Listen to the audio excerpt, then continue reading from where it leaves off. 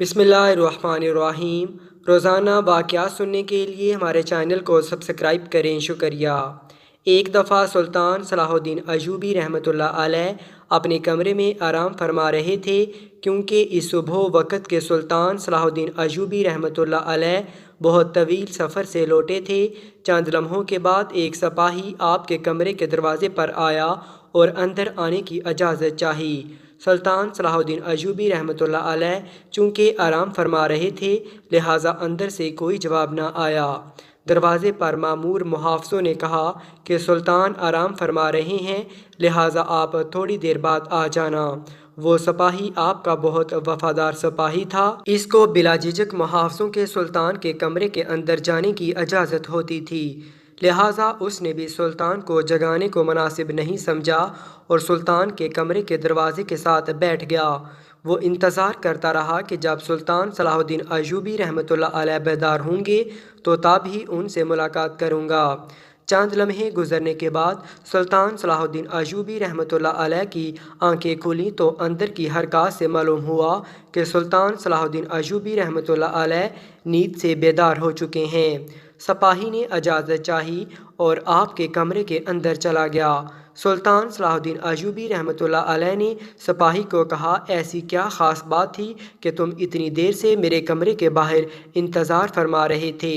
وہ سپاہی بڑا حیران ہوا کہ سلطان کو کیسے پتہ چلا کہ میں باہر انتظار کر رہا ہوں۔ سپاہی نے سلطان سے کہا، سلطان معظم، آپ تو نیند میں تھے، آپ کو کیسے معلوم کہ میں باہر کھڑا آپ کا انتظار کر رہا تھا؟ تو سلطان صلاح الدین ایوبی رحمۃ اللہ علیہ نے کہا کہ وہ انسان کبھی فاتح سلطان نہیں بن سکتا جو سوتے ہوئے دیکھ نہ سکے، وہ کچھ نہ سن سکے، نہ کچھ محسوس کر سکتا ہو۔ وہی اصل میں فاتح سلطان اور بہادر سردار وہی ہوتا ہے جو سوتا ہوا سن بھی سکے، دیکھ بھی سکے اور محسوس بھی کر سکے۔ سپاہی بڑا حیران ہوا اور پھر سلطان نے اس سے پوچھا، بتاؤ کیا بات ہے؟ تو اس نے کہا، سلطان معظم، شاہی حکیم صاحب آپ سے ملنا چاہتے ہیں۔ سلطان نے کہا، اجازت ہے، آپ حکیم کو اندر لے آئیں۔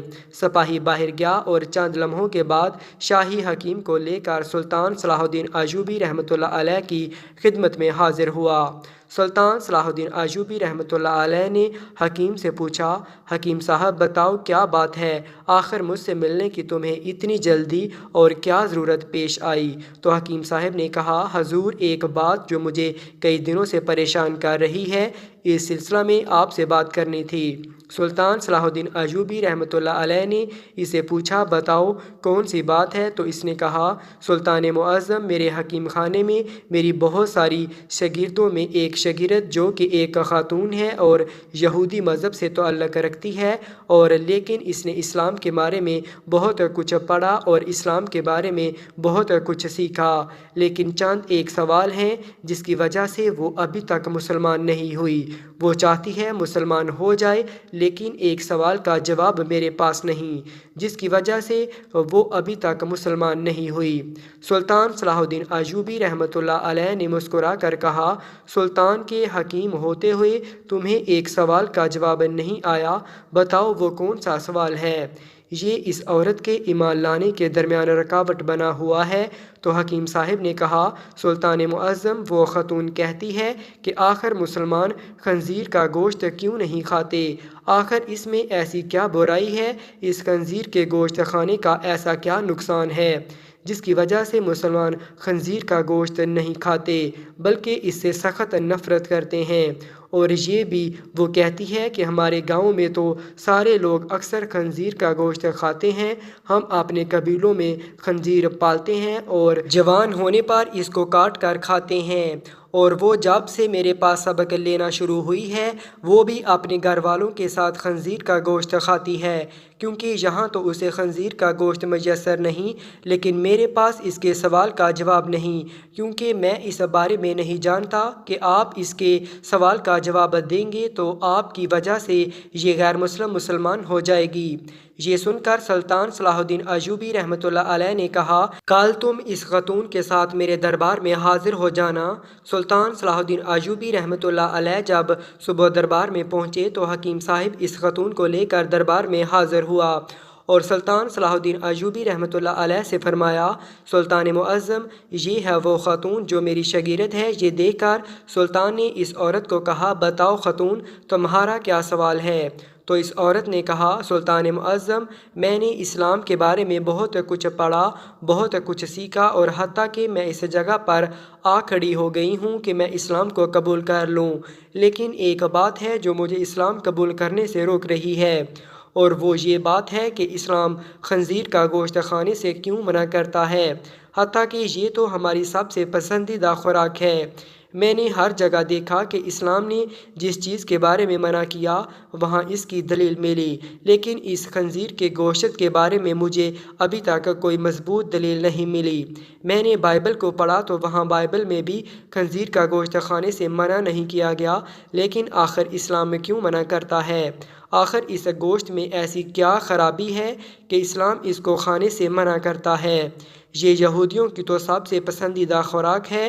یہ سن کر سلطان صلاح الدین ایوبی رحمۃ اللہ علیہ نے کہا کہ اللہ تعالیٰ نے قرآن پاک میں 3 جگہ پر خنزیر کا گوشت کھانے سے منع فرمایا۔ پھر آپ نے ان آیات کا بھی ذکر کیا۔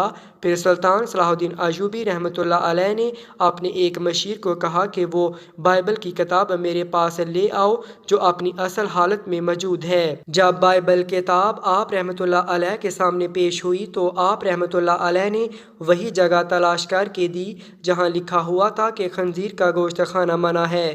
پھر خاتون نے کہا، یہ کیا بات ہوئی؟ جو میرے پاس کتاب ہے اس میں تو واضح لکھا ہوا ہے کہ خنزیر کا گوشت کھانا منع نہیں۔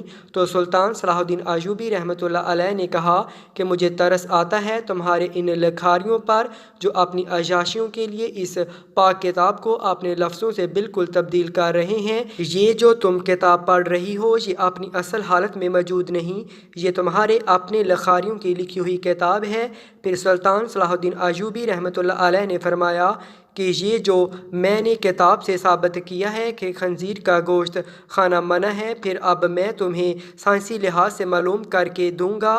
پھر سلطان صلاح الدین ایوبی رحمۃ اللہ علیہ نے اس خاتون کو حکم دیا کہ خنزیر کا گوشت پکا کر کل صبح میرے دربار میں لے آنا۔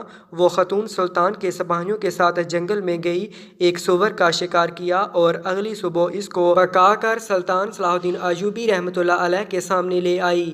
سلطان نے اس گوشت کو کراہت سے دیکھتے ہوئے اس خاتون کو کہا کہ اب اس پکے ہوئے گوشت میں ایک بوٹی کو چھری کے ساتھ 2 حصے کرو۔ جب خاتون خنزیر کی بوٹی کے 2 حصے کرنے لگی تو اس کے درمیان میں ایک گوشت کچا تھا۔